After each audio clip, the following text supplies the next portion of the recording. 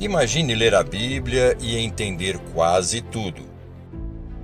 Estudar a Bíblia pode parecer algo complicado, mas não é. Mostraremos a você que é possível realizar uma jornada incrível do Gênesis ao Apocalipse. Na Escola Bíblica Central, estudaremos a Bíblia toda através da abordagem cronológica. Venha ler e estudar a Bíblia com a gente. Juntos, investigaremos a cultura judaica e desvendaremos mistérios teológicos. Você aceita o desafio? Então se prepare para essa aventura espetacular que acontecerá aqui em nossa igreja. A EBC vive um ano de transformação e você faz parte disso. Estude a Bíblia e tenha a mente de Cristo. Senhor nosso Deus e Pai, nós exaltamos a Ti, ó Deus, pela bênção de estarmos em Tua presença, por caminharmos sempre na Tua presença, Pai. Nós vamos agora, Senhor, estudar o livro tão precioso para nós, para a nossa fé, que é o livro do profeta Isaías. Pedimos que o Senhor abra os nossos ouvidos, o nosso coração, a nossa mente, que nos dê a clareza necessária, Senhor, para entender essas suas palavras, para obedecer à tua vontade, Senhor. Esteja com o teu povo que está nos assistindo, esteja conosco, nos dirigindo, e que nós possamos sair daqui certos da presença do Senhor, que o Senhor é o Cordeiro bendito que veio ao mundo dar a sua vida, derramar o seu sangue em nosso favor. Ao Senhor seja sempre a honra, a glória e o louvor. Em nome de Jesus. Amém. Amém. Amém. Amém. Muito bem. Bem-vindo, irmãos. Começamos de uma maneira diferente esse nosso encontro hoje. Essa é a nossa 22ª participação aqui no estudo bíblico, não é isso? A aula de número 22, podcast de número 22 também. Nós entramos agora num período da história bíblica conhecida como os livros proféticos. Nós já, nessa nossa jornada épica pela Bíblia, nós já falamos dos livros históricos, já falamos da criação, já falamos de poemas, de sabedoria, e agora nós temos pela frente 17 livros, não é isso? Estou certo? Está certo? São 17, não é isso? São os profetas. Os profetas. Tanto os maiores quanto os menores. Uhum. Então, tem muito assunto de profeta que no decorrer de todas as aulas nós vamos tratando. Afinal de contas, o que é um profeta? Para que serve a profecia? As profecias se cumpriram? Quantas ainda irão se cumprir? Qual profecia para nós, como cristãos hoje, fala ao nosso coração? Qual o texto bíblico do profeta Isaías traz a nós uma visão de esperança, uma visão de conforto?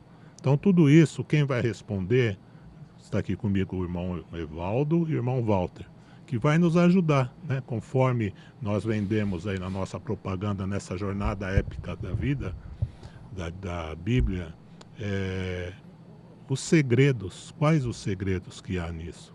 Quais as revelações? O que Deus quer que nós aprendamos da sua palavra? E para isso, nós temos hoje diante de nós 66 livros, para ser resumido em 40 minutos. 66 capítulos. 66 capítulos. Que o Senhor nos abençoe. Amém. Amém? Amém. Amém. Bom, eu queria começar falando sobre o profeta, porque nós vivemos num tempo onde o pessoal acaba procurando as profetadas por aí. Uhum. E profeta nunca foi um adivinhador do futuro, mas foi sempre aquele que traz a mensagem de Deus.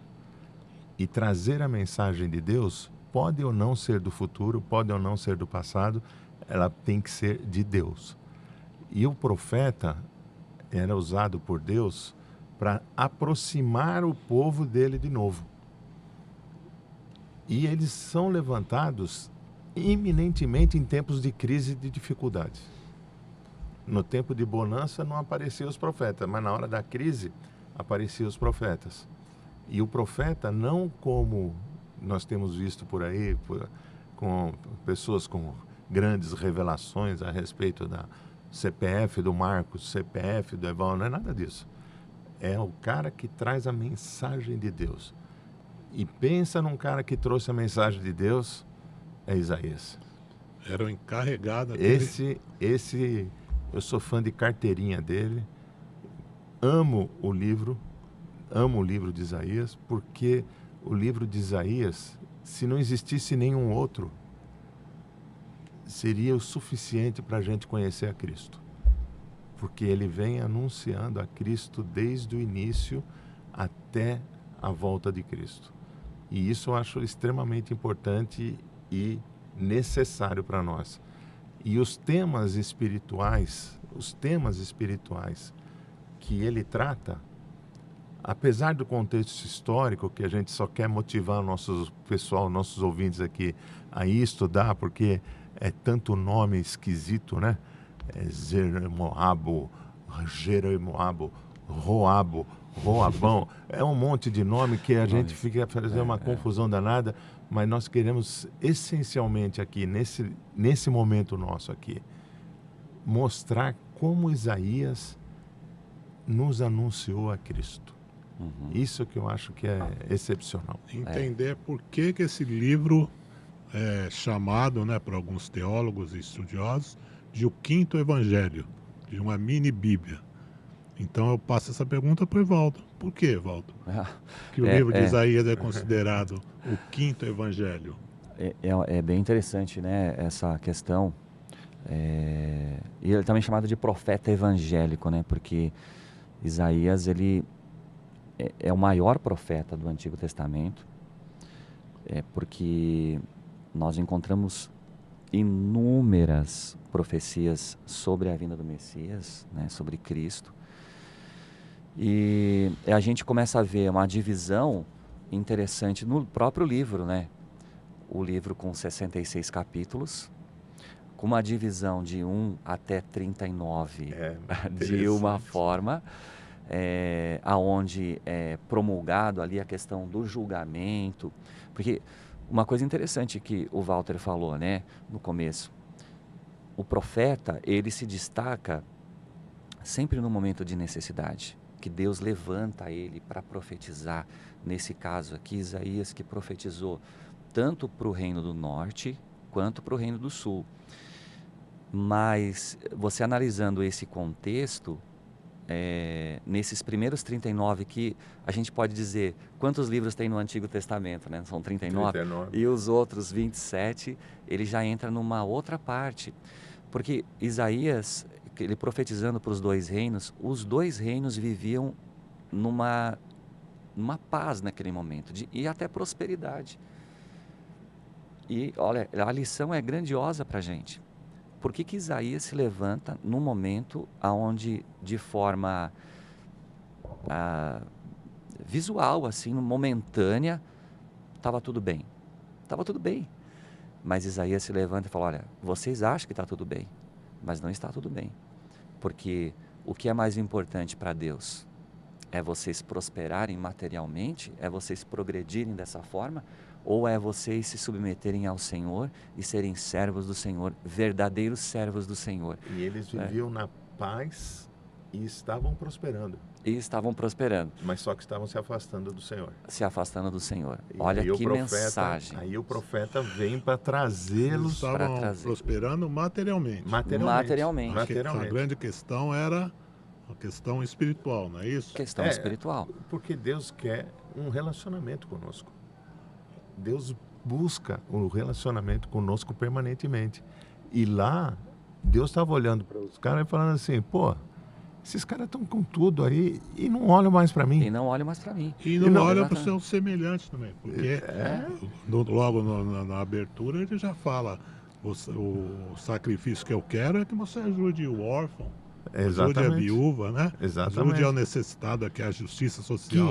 Que é, na verdade, o amor pelo próximo. Sim. É o amor pelo próximo.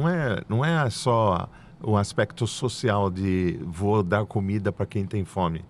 É amar a pessoa. É estar junto com as pessoas nas dificuldades dela.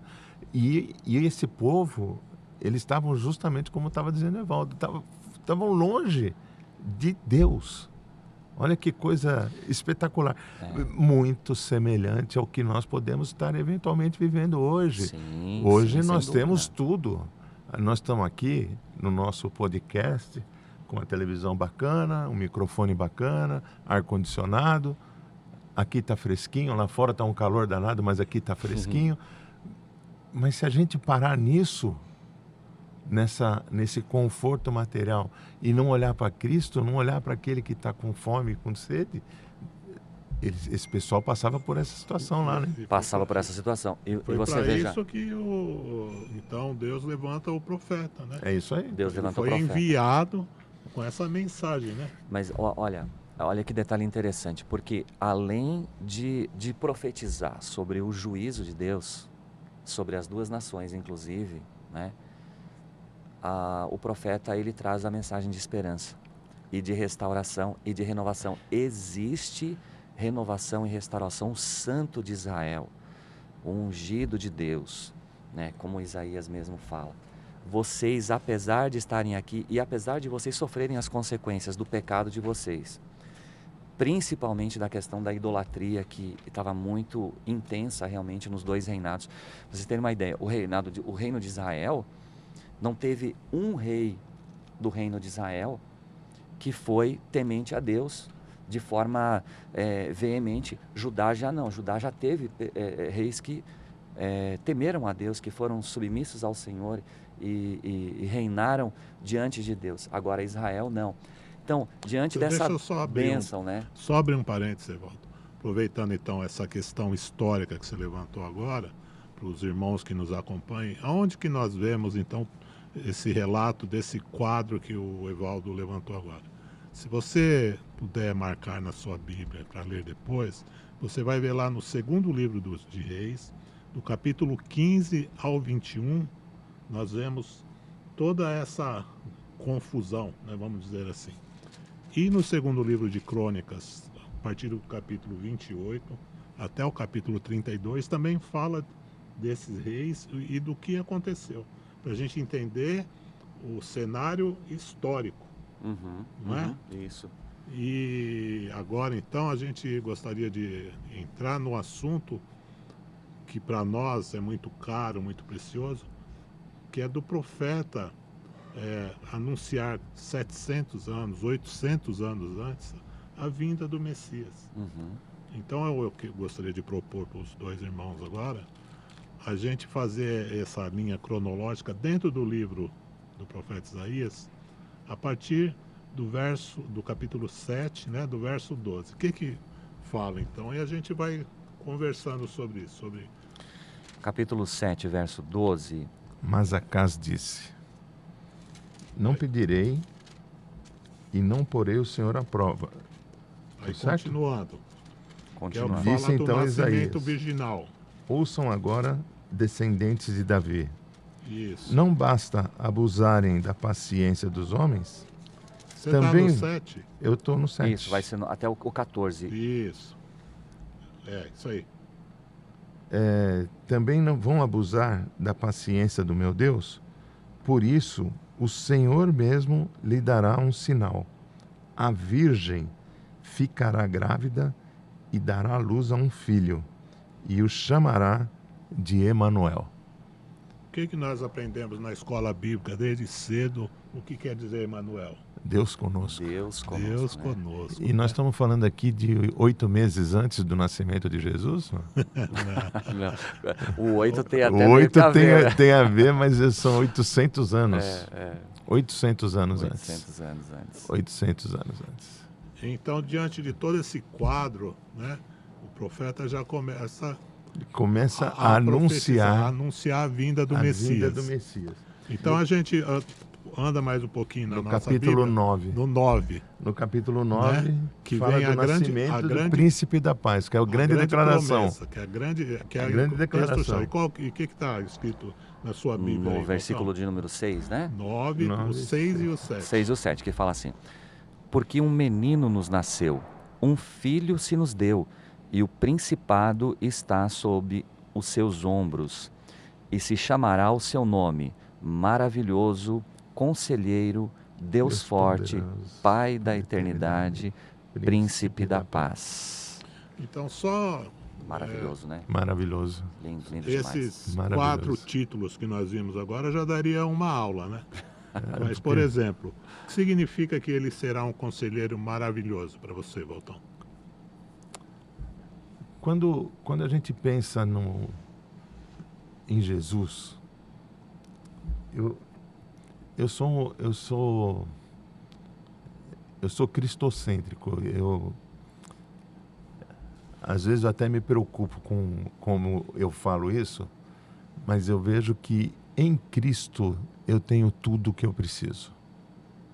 Eu tenho o exemplo de homem que eu preciso ser e o exemplo de Deus que eu quero seguir. Então, é um homem que eu sei que eu não vou alcançar ser, mas ele é a minha meta. É o nosso alvo. É o nosso alvo. É como Paulo nos diz, né? É assim que eu quero ser. Eu sei que eu não vou conseguir, mas eu tenho aquilo lá como meta. E é o Deus que eu quero seguir porque ele é o Deus provedor. E eu não amo a Cristo pelo que ele me dá. Eu amo a Cristo pelo que ele é. Se em algum momento da vida a gente é provido pelas coisas de Deus, isso é consequência da misericórdia dele somente. O dia a dia, o mais importante é esse conselho, não no sentido de ser ou como fazer alguma coisa, mas é um conselho de como ser exemplo de alguma coisa. E Cristo é o nosso exemplo. Ele é nosso exemplo para tudo. Então, quando diz que ele é nosso conselheiro, eu olho para ele e eu não preciso de ouvi-lo com voz, porque tudo que eu preciso fazer, ele já mostrou. Amém. Então, se a gente conseguisse... Tem um livro que eu acho até que o livro não é tão bom quanto o título. Mas é um livro que o título me martela a cabeça em todas as decisões que eu vou tomar na minha vida. Chama Em Seus Passos, o que faria Jesus? Então, na hora que você vai tomar uma decisão, se você parar e falar assim, o que Jesus faria nesse lugar? O que Jesus faria com essa situação? O livro não é tão bom assim, mas o título é fantástico. Não, fantástico. Essa questão do conselheiro, né? É interessante. Bom, desculpa, Marcos, vai. Não, é outra característica, né? É que eu estou correndo aqui para a gente fazer tudo bonitinho, dentro do horário, né? Como a gente aprendeu primeiramente com o pastor Ari e como continua essa saudável, né? Orientação que nós temos de fazer as coisas no horário. Sim. Eu vou pedir para você, com base nisso que o Walter falou, da provisão de Deus, dentro dessas características apresentadas, o príncipe da paz. O que você pode dizer para nós? O que significa esse príncipe da paz, essa provisão da paz do Senhor na nossa vida? Eu queria fazer até uma relação desse príncipe da paz com também a característica do Deus forte. Porque o livro, ele fala... Nós temos o famoso capítulo 53 do servo sofredor, né? E é muito difícil você ler um capítulo assim e você não derramar alguma lágrima, porque você vê aquilo que Cristo realmente fez por nós. E não sentir aquilo que era para você, né? Aquilo que era para mim. Então, a gente relaciona, por exemplo, o Deus forte e o príncipe da paz, que parece um contraste do que às vezes a gente pensa do que é. O que é um Deus forte para a gente analisar o Cristo que sofreu por nós, foi humilhado, que as autoridades judaicas, quando ele veio, pensavam que ele seria um rei, um fenômeno ali com poder militar, bélico, e lideraria novamente o povo para conquistar, para reinar. E não, ele veio como um ser humilde, bondoso, manso, de coração, derramou seu Espírito, deixou seu Espírito Santo para nós. O que é esse Deus forte que nos capacita de nós olharmos o que verdadeiramente é nós sermos abençoados? Olha o contexto do livro de Isaías, quando ele profetizou para Israel e Judá que materialmente, como nós falamos, estavam bem-sucedidos. E o que nós pensamos hoje? O que é ser bem-sucedido diante de um Deus que deu a sua vida por nós, profetizado por Isaías, se cumprido de forma 100% em todos os detalhes, e olhamos para isso, o que é um Deus forte para a gente? O que é sermos abençoados e o que é termos a paz verdadeiramente? É termos o conselho de Cristo e é termos Cristo no nosso coração. Isso é ser abençoado. É você ter a certeza de que Deus, Ele está cuidando de você em todos os detalhes. Nós temos que ter esta fé verdadeiramente. Quando a gente fala, Jesus fala, vocês precisam ter fé. Deus vai cuidar de vocês. Deus está no controle de todas as coisas. Vocês precisam olhar para Cristo e não para aquilo que Ele pode dar. Deus é o nosso provedor. Se Ele der bastante, amém. Se Ele der menos, amém. Independente disso, nós temos a paz em Cristo. E Ele, aí ele fala assim, o que nós vemos? Nós vimos até em Salmos, né, na nossa aula de Salmos. Ele é o nosso pastor. E de nada nós vamos sentir falta.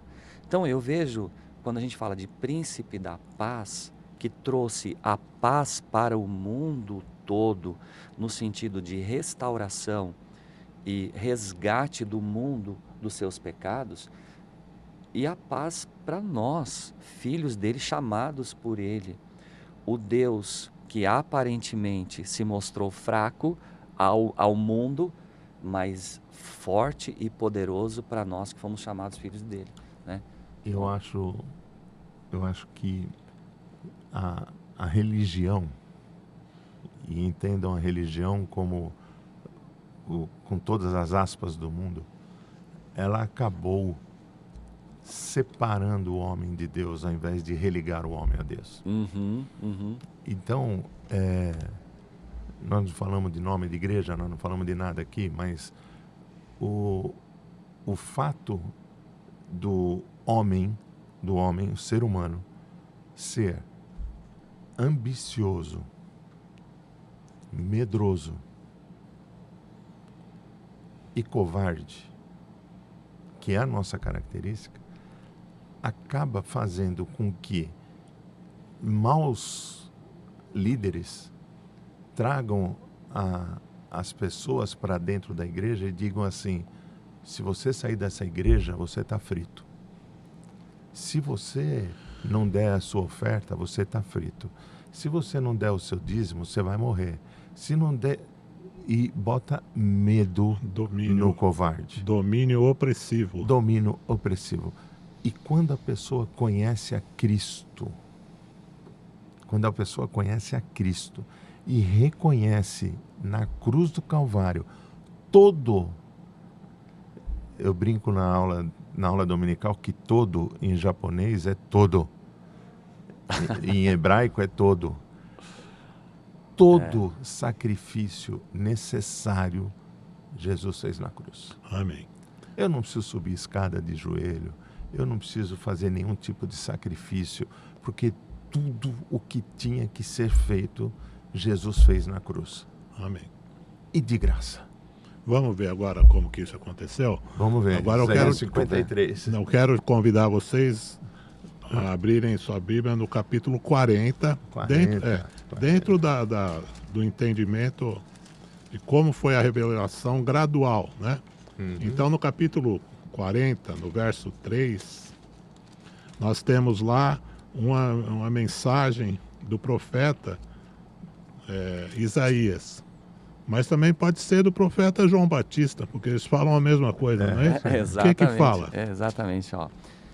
Voz do que clama no deserto, preparai o caminho do Senhor, endireitai no ermo vereda a nosso Deus.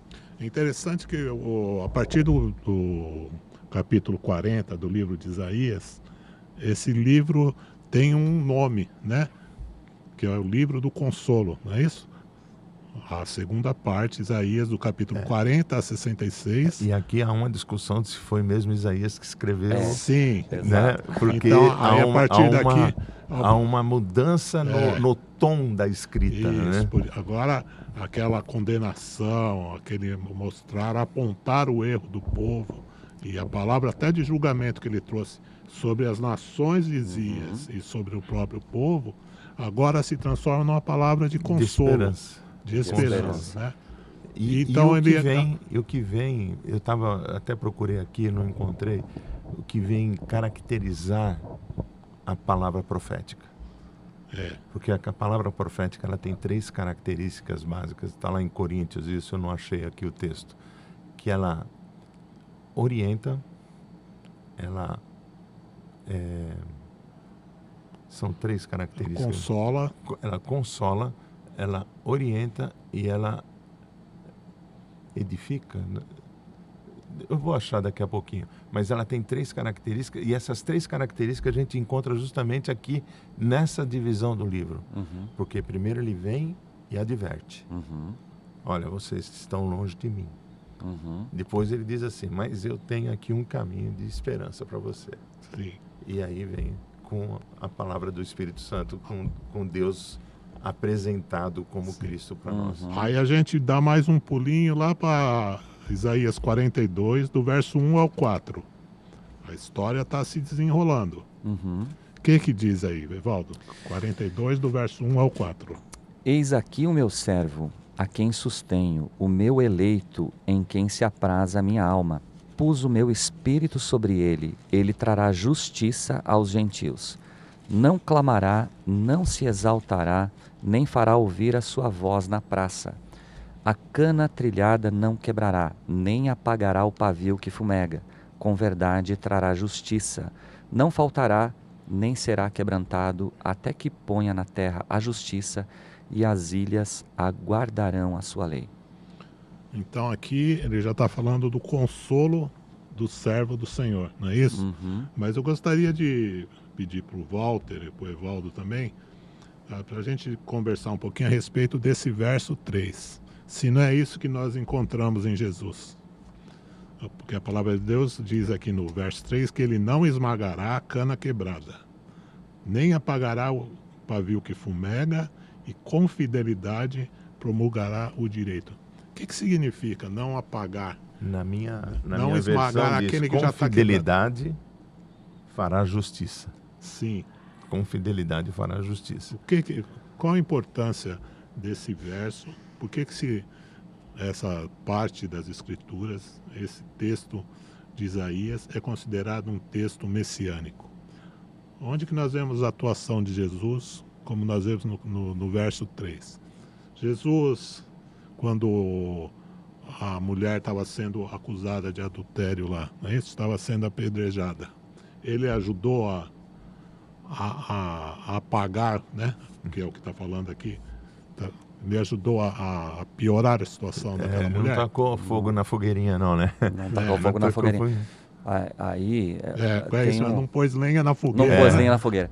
Mas é uma coisa tão interessante isso, que a gente consegue ver algo muito, muito profundo, porque você começa a ver a obra do Messias, a obra de Jesus. Por que Jesus veio a este mundo? O que ele fez com a humanidade? E aí você entra mais além ainda da questão maravilhosa que Deus é conosco, porque eu, Marcos, Walter, o Pedro que está aqui, as pessoas que estão nos ouvindo e vão nos ouvir, nós não somos merecedores, nós não éramos merecedores disso, nós não buscamos essa graça, não foi por nossa força, mas Deus olhou para nós por seu infinito amor, com uma promessa de restauração, porque o pecado ele é muito forte no ser humano, na humanidade toda, né? E a gente começa a falar, se não for esse Redentor para olhar para nós, para essa lenha que está queimando, que está se prejudicando, que está se deteriorando, e não for Jesus que vai lá e fala, olha, eu tenho uma promessa de restauração, eu olhei para você e você é meu filho, eu vou te resgatar, e não vai ser por mérito seu, não. Não é porque você vai buscar isso, mas mostra assim o quão grande o amor de Deus por nós e a obra que Ele faz na nossa vida. Então por isso que Paulo ele fala assim para nós, ele chegou um momento que Paulo falou assim, eu olho para esse Cristo e para o amor que Ele tem por mim, e isso me constrange. Porque um amor incondicional. Incondicional. A gente começa a olhar para o nosso arredor e fala assim, Senhor, eu mereço tudo isso? Ou, acima de tudo, o Senhor olhar para mim, me escolher, me tornar um eleito de Deus, eleito do amor de Deus, me fazer filho de Deus e herdar a vida eterna. É isso que Isaías está profetizando. Fala, olha, o que vai vir para vocês, a obra que Jesus vai fazer, ela não vai chegar como não que não tenha condenação, ele condena realmente aquilo que está errado, mas é uma promessa de restauração. Ele fala, ó, Jesus veio para isso, para nos restaurar. Né? Ele traz justiça às nações, né? É isso que é. E dentro desse texto ainda, eu vou pedir para o Walter ler para nós o verso 6 e o 7, e fazer um comentário que é uma continuação disso que o Evaldo começou a falar para nós. O que ele diz na sua Bíblia? Eu, o Senhor, o chamei para a justiça e segurarei firme a sua mão. Eu guardarei e farei de você um mediador para o povo e uma luz para os gentios. E o 7? E no 7 diz, para abrir os olhos dos cegos, para libertar de prisão os cativos e para livrar do calabouço os que habitam na escuridão. E eu preciso trocar o óculos. E o que o Walter diz desses dois versículos? É lindo demais. É lindo demais, né? Meu Porque Deus é o tremendo amor incondicional de Cristo por nós. É o tremendo amor incondicional. E aqui que eu vejo que a graça precisa ser espalhada. Porque nós não podemos ficar presos à lei humana.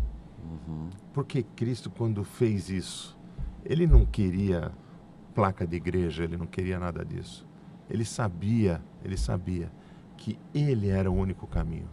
Ele era a porta. É com Ele que nós precisamos estar atentos. É para Ele que nós devemos adoração. E é essa adoração que vai trazer toda a alegria de viver. Aquela paz que falou lá atrás, é olhando para Cristo. Não tem outro lugar para a gente ter paz. Não tem outro lugar. Você pode estar com dor, pode estar doente, pode estar no hospital, pode estar em qualquer lugar. Se você está com Cristo, você tem uma paz que as pessoas olham para você e falam assim, como pode você ter essa paz aqui? Salmo 23 diz, ainda que eu ande pelo vale da sombra da morte, eu sei que tu estás comigo. Pois é. Que maravilha. Que maravilha. Que maravilha. Agora, o verso 8, 9, né, desse capítulo 42, eu vou usar esse verso como um gancho, um link para o texto final, que aí nós vamos concluir nele. Tá?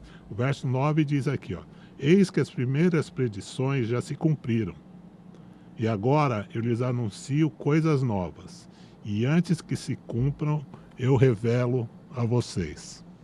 E agora vem então aquele texto maravilhoso, né? Que é o texto que nós deveríamos sabê-lo de cor, né? Saber os 12 versículos, estarem gravados em nosso coração, sabê-lo dele de todas as formas. Então agora nós vamos lá para que capítulo? Capítulo 53. Né? E vamos completar o nosso encontro de hoje falando sobre Eu vou te boicotar, porque eu quero falar mais um depois. Sim.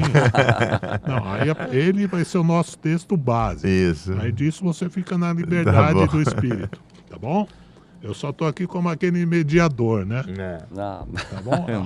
Falando isso, a cadeira tá segura, aí não tem risco. Não tem risco, não. Aqui não, as cadeiras não voam. É porque então um tá assunto vai puxando o outro, né? Vai puxando o que é. Porque só antes da gente ler, só pontuando o que você falou, Walter, da questão da religião, e aqui nesse texto que nós lemos aqui, Marcos, falou sobre a questão das imagens de escultura, sobre a idolatria que o povo vivia naquela época, tanto de Israel quanto de Judá. Ainda bem que era só aquela época, né? Exato. Hoje não tem mais. Não tem mais. Você veja a palavra de Jesus, que me fez lembrar aqui do texto, quando o jovem rico chegou para Jesus e falou assim, olha, o que eu preciso fazer para ter a vida eterna? E ele, em outras palavras, ele falou, eu sou um cara religioso. Eu obedeço os mandamentos de Deus desde a minha infância. Eu faço tudo. Sou judeuzão mesmo. Sou judeuzão. Eu sou um cara que sigo a religião certinho. No sábado eu não põe nem o lixo para fora. Não vou. Não aperto nem o botão do elevador. E Jesus olhou para ele e falou, te falta uma coisa. Você precisa me amar mais do que isso. Você precisa me colocar na frente de todas as coisas. Aí você vai ter paz. Aí você vai ter segurança e aí você vai ter a vida eterna. Para você ver que, como de forma intrínseca e de forma indireta também, Jesus ele cita todo esse contexto de Isaías também que a gente viveu. Em quase todos os evangelhos nós vemos assim, a forma muito direta que Jesus cita o contexto e a forma que ele é apresentado em Isaías. Então essa questão da religião, ela realmente não vai levar para lugar nenhum, não salva ninguém, mas nós precisamos nos aprimorar em Cristo, né? Nós estamos falando que nós temos que tomar cuidado com a religião, não é com a igreja. Com a religião, a igreja exato. Não dá para viver sem. Não dá para viver sem a igreja. Porque se não fosse a igreja, nós não estaríamos aqui reunidos não agora. É só isso, e não é só isso. Aprendendo e ensinando. E não é só isso. Você convivendo na igreja, você com o mais simples das pessoas ou com o pastor principal, você está respirando aquele ambiente de pensamentos iguais, de pensamentos para o bem, de pensamentos para Cristo. É isso que é importante. Não é a placa da igreja, não é a liderança opressora, mas é a comunhão libertadora. Porque quando você está lá no hospital sozinho e um irmão liga para você, você fala, pô, eu tenho uma igreja.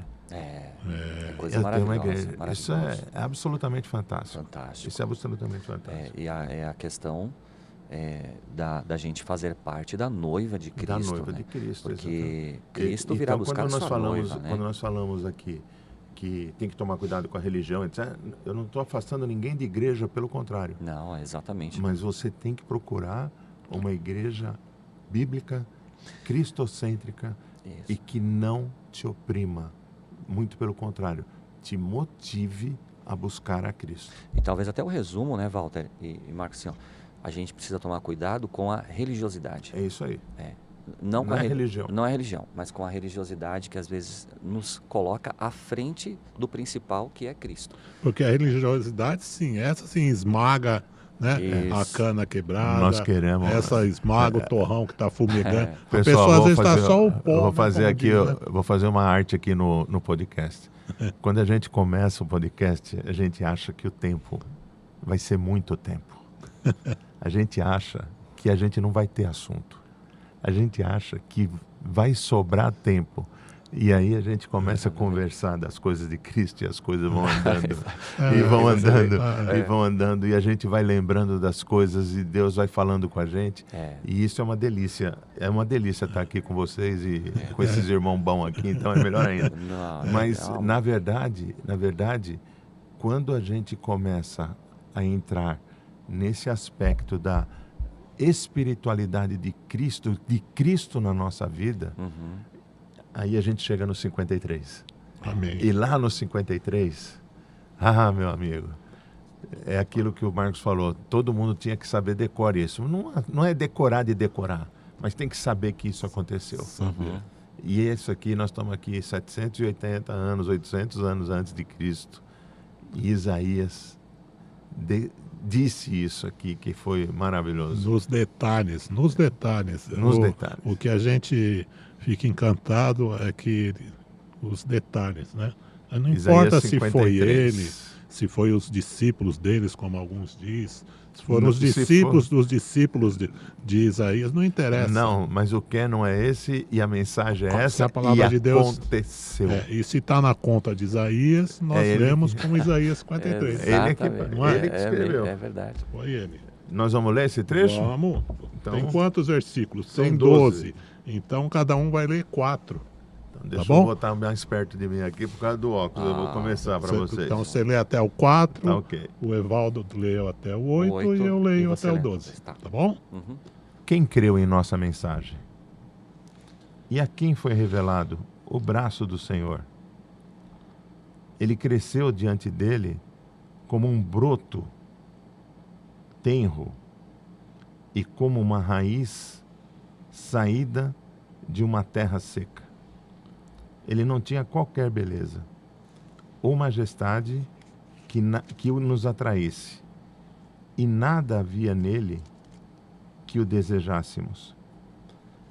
Foi desprezado e rejeitado pelos homens, um homem de dores e experimentado no sofrimento, como alguém de quem os homens escondem o rosto. Foi desprezado, e nós não o tínhamos em estima. Certamente, ele tomou sobre si as nossas enfermidades e sobre si levou as nossas doenças. Contudo, nós o consideramos castigados por Deus atingido e afligido. Mas ele foi ferido por causa das nossas transgressões e moído por causa das nossas iniquidades. O castigo que nos traz a paz estava sobre ele, e pelas suas pisaduras fomos sarados. Todos nós andávamos desgarrados como ovelhas, como um se desviava pelo seu caminho, mas o Senhor fez cair sobre ele a iniquidade de nós todos. Ele foi oprimido e afligido, mas não abriu a sua boca. Como um cordeiro foi levado ao matadouro, e como a ovelha muda perante os seus tosqueadores, assim ele não abriu a sua boca. Da opressão e do juízo foi tirado. E quem contará o tempo da sua vida? Porquanto foi cortado da terra dos viventes, pela transgressão do meu povo, ele foi atingido. Ele foi sepultado ao lado de criminosos, foi enterrado com os ricos. Embora nunca tivesse cometido crime nenhum, nem tivesse dito uma só mentira. O Senhor Deus disse: eu quis maltratá-lo, quis fazê-lo sofrer. Ele ofereceu a sua vida como sacrifício para tirar pecados, e por isso terá uma vida longa e verá os seus descendentes. Ele fará com que o meu plano dê certo. Depois de tanto sofrimento, ele será feliz. Por causa da sua dedicação, ele ficará completamente satisfeito. O meu servo não tem pecado, mas ele sofrerá o castigo que muitos merecem. E assim os pecados dele serão perdoados. Por isso, eu lhe darei um lugar de honra, e ele receberá a sua recompensa junto com os grandes e os poderosos, pois ele deu a sua própria vida e foi tratado como se fosse um criminoso.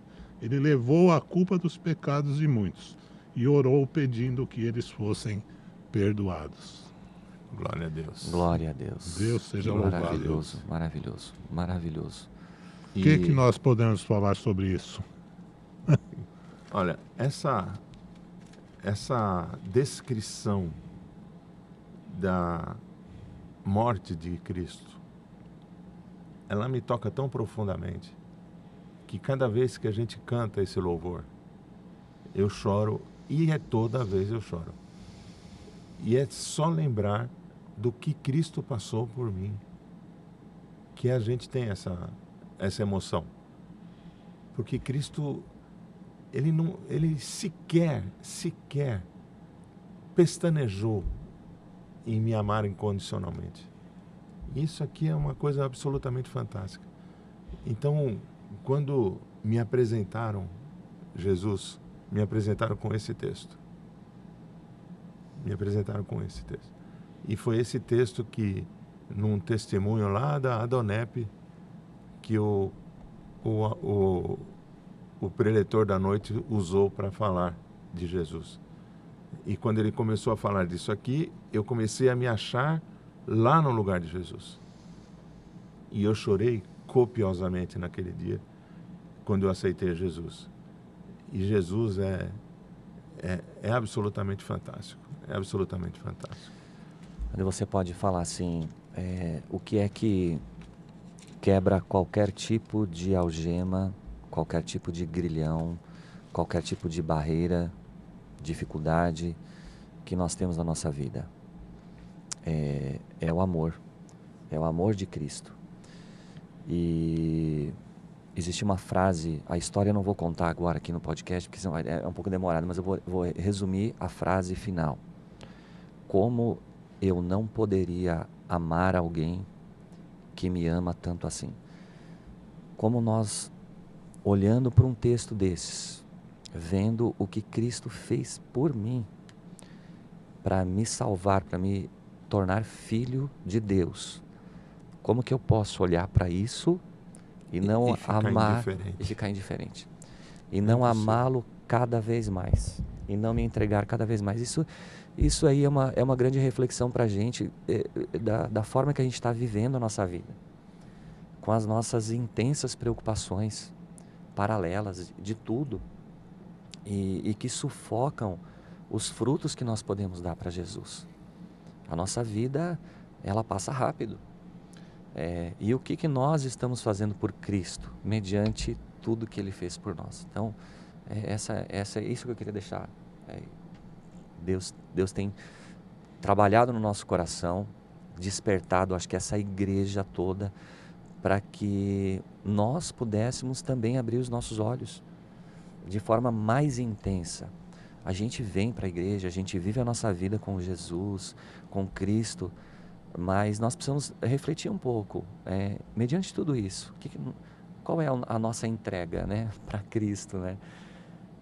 Na nossa vida como um todo, não só na igreja, né? Não falando só a de nossa nós entrega servimos. não pode ser só na igreja. Não pode. Porque aqui na igreja, eu vou dizer uma coisa para vocês, aqui na igreja é a coisa mais fácil do mundo. A gente chega no domingo de manhã, todo mundo cheiroso, todo mundo bonitinho. Aqui é fácil amar. E é 2 horinhas tá resolvido. E é 2 horinhas e tá com o assunto resolvido. Mas tinha uma igreja pequenininha, antiga, que o pastor foi lá pregar, um pastor foi pregar, e quando ele estava olhando assim na saída, estava escrito assim na saída: limpe os pés, na saída, limpe os pés, você está entrando em terreno missionário. Aí o pastor leu aquilo lá e falou para o pastor: pastor, deve ter algum engano, né? Essa placa tinha que estar do lado de lá, para as pessoas limparem o pé para entrar na igreja. Ele falou: não, filho, está no lugar certo, porque agora você vai para o terreno missionário. Aqui dentro é fácil. Você tem que ser missionário da porta para fora. Limpa os pés para ir lá para fora. Para ir lá para fora e falar do amor de Cristo lá fora. Porque a gente vê o quanto tem gente precisando. O quanto tem gente precisando. Eu queria sabotar um pouquinho o Marcos, que eu estou com uma passagem no meu coração. Pode falar, eu queria... não. Agora, que eu queria. Nós vamos agora para a hora do improviso. Fique à vontade. Que está em Isaías 61. Vamos Isaías 61 é Jesus chegando lá na sinagoga. E ele vai ler um texto, ele vai ensinar um texto lá. Ele vai ensinar um texto. Mas esse texto aqui de Isaías, ele vai ensinar lá em Lucas. Sim. E aqui em Isaías está escrito assim. A partir do verso 1. Do verso 1. o Espírito Santo, o Espírito do Soberano, o Senhor está sobre mim, porque me ungiu para levar boas novas aos pobres, enviou-me para cuidar dos que estão com o coração quebrantado e anunciar a liberdade aos cativos e a libertação das trevas aos prisioneiros, para proclamar o ano da bondade do Senhor e o dia da vingança do nosso Deus e consolar todos os que andam tristes. Esse é o ensino, essa é a profecia de Isaías. Lá em Lucas 4,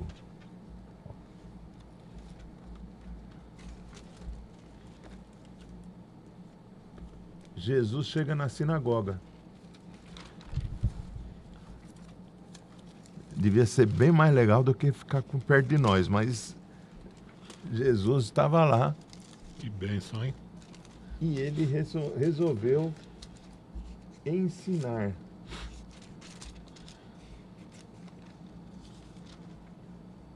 Deixa eu ver se está aqui mesmo. Está aqui. No versículo 16 de Lucas 4, está dizendo que ele chegou no sábado lá para ensinar. E no versículo 18 diz assim: o Espírito do Senhor está sobre mim. É o que estava lá escrito em Isaías. E o 17 ainda fala, especifica que foi que ele abriu o livro do profeta Isaías. Ele abriu o livro do profeta Isaías. Isso. E aí Jesus está falando assim, ó, tá vendo esse livro aqui de Isaías? Olha o que estava escrito. E aí ele vai lá no versículo 21.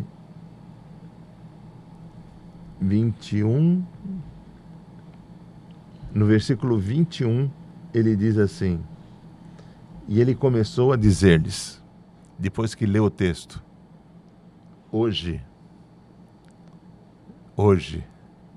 se cumpriu a escritura que vocês acabaram de ouvir. Eu sou aquele que vinha. Jesus estava dizendo aqui, 800 anos depois, está cumprido. E Jesus estava ali. E a gente não vê nisso nenhuma arrogância, nenhuma soberba, não sabe com quem você está falando. É uma notícia. Né? Ele não vem com arrogância, ele vem informando. Cheguei. A palavra serena e tranquila de quem sabe o que está fazendo, qual a sua missão, qual o seu propósito, e que nada, nem os nossos erros, nossos pecados, nada vai nos afastar. Irá nos afastar dele. Glória a Deus por isso. Deus. Por isso que o verso 22 diz, olha lá, ó, todos davam testemunho dele e se maravilhavam das palavras cheias de graça que lhe saíam dos lábios. Amém? Mas aí ainda perguntava, mas isso aí não é o filho do Zé? Pois é. É verdade. Mas você vê, né, que na verdade era o filho do José, cara. Mas é o cara que eu quero ser. É o cara que eu quero ser. Ah, você não vai ser, Valtão. Eu sei que não, mas eu quero ser. Eu quero ir lá. Eu quero chegar lá. A minha mulher escuta esse podcast e fala assim, tá longe, hein, filho? Tá longe, mas é verdade, eu tô longe, mas eu quero. Tô longe, mas eu quero. E ele tô longe, mas tinha uma historinha antiga que me contaram aí, que Jesus, quando vier buscar a igreja, ele vai catar todo mundo que está na escada. A escada você está a caminho do céu. Não importa se você está lá no último degrau ou se você está no primeiro degrau lá em cima. Você tem que estar na escada. Você tem que estar na escada. Tem que estar no caminho. Tem que estar em Cristo. Nós temos que estar em Cristo. É maravilhoso. Talvez até para concluir. Nós não merecemos, mas então, eu falando em observações da semana, né? Porque parece que as coisas realmente elas convergem na nossa vida, no dia a dia, para a gente chegar no ápice aqui para falar de Isaías, né? Mas eu vi uma pergunta essa semana de uma jovem para um pastor lá nos Estados Unidos e falou assim: qual é o critério para eu entrar no céu? E o pastor olhou para ela e falou: ó, perfeição. E ela, não conhecedora muito do evangelho, ela deu um passo para trás e falou: mas então quer dizer que para entrar no céu eu preciso ser perfeito? E ele falou: sim. Então lá no céu existem pessoas perfeitas. E aí o pastor falou: sim. Ele falou: então eu nunca vou conseguir entrar no céu. Aí ele começou a explicação. Mas deixa eu te falar uma coisa. Nós não somos perfeitos, nós galgamos a perfeição. Porém, como a palavra de Deus fala, que o próprio Jesus fala: sedem santos, porque eu sou santo, e perfeitos como eu sou perfeito. E como que nós chegamos lá? Porque existe uma pessoa que foi santa e perfeita, 100%, que entrou no céu. E hoje nós, como imperfeitos, olhamos para Ele. E a nossa fé nele nos torna perfeitos, porque Ele nos justifica diante de Deus para sermos assim. É o único caminho apresentado aqui de forma contundente, tão maravilhosa, graciosa e preciosa no livro de Isaías. Jesus é o único maravilhoso, perfeito, príncipe da paz, é o Deus forte e é aquele que morreu por nós e nos salva. E Ele é o perfeito que nos torna perfeitos diante de Deus. Se nós não olharmos para Ele, nós não conseguimos. É o único caminho, né? Amém. E ainda bem que Deus nos olha pelo filtro do sangue de Jesus. Amém. Glória a Deus. Esse é o grande filtro. Porque você sabe que as mulheres hoje tiram aquelas fotos e botam aqueles filtros que elas ficam bonitas, etc, etc. Nós também temos esse filtro já tem muito tempo. Só que é o filtro do sangue de Jesus que nos purifica de todo o pecado. Glória a Deus. Olha, Moisés, lá no livro de Deuteronômio, chamou a atenção, né? Com um texto lá no capítulo 18, onde ele diz para termos cuidado com os profetas, né? Então ele dá lá o parâmetro, né? Para ver se uma pessoa é ou não um profeta, né? Ou seja, se aquilo que ele profetizou, aquela palavra se cumpriu. Então, diante do que nós lemos e estudamos hoje, eu tenho uma pergunta para fazer. Isaías. É o cara. É um profeta. É um profeta. Esse é o profeta. É o profeta. O profeta. O que ele profetizou se cumpriu e continua cumprindo. E continua cumprindo. Deus seja louvado. Amém. Glória a Deus. Então, nós falamos aqui na abertura que teremos 17 livros, né, para estudar sobre os profetas. Vamos falar muito mais sobre profetas, sobre profecias. No próximo já é Jeremias, né? Isso, sobre falsos profetas. Então, aos poucos, né, paulatinamente, a gente vai aprendendo mais sobre o ser profeta. Mas o que importa para nós é a mensagem, né? É aquilo que a esperança que ela nos traz. E o nosso objetivo aqui no podcast não é esgotar o assunto, porque é impossível. Impossível. O nosso principal objetivo aqui é despertar em você o interesse de estudar mais a palavra. Exatamente. E quando você vai fazendo isso, você vai descobrindo coisas que você nem imagina o quanto você pode viver bem lendo a Bíblia, o quanto você pode aprender, o quanto você pode ser útil para a sua vida, não só espiritualmente, mas também culturalmente, para você entender como é que nós chegamos onde nós chegamos. Amém. Que Deus abençoe vocês. Obrigado pela recepção aí, senhor Marcos Marroque, o grande host. Semana que vem estaremos juntos. Estaremos juntos de novo. Eu vou trazer um relógio. Cadê aquela imagem do Valtão e o seu relógio? Não, deixa lá. Deixa pra Obrigado, pessoal. Deus abençoe a todos. Amém. Prazer estar aqui, viu?